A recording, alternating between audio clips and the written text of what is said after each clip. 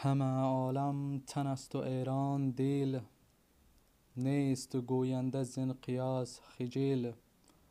چون که ایران دل زمین باشد، دل ز تن به بود یقین باشد.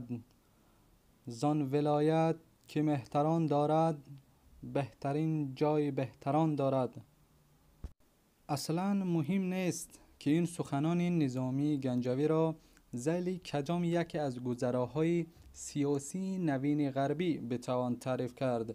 آنچه مسلم است زمانی که کل اروپایی ها زیر سایه دولت روم و کلیسا بودند، ایران زمین هویت تاریخی و فرهنگی مستقل خود را داشت و نخبگانشان در ستایش میهن خویش سخن می گفتند.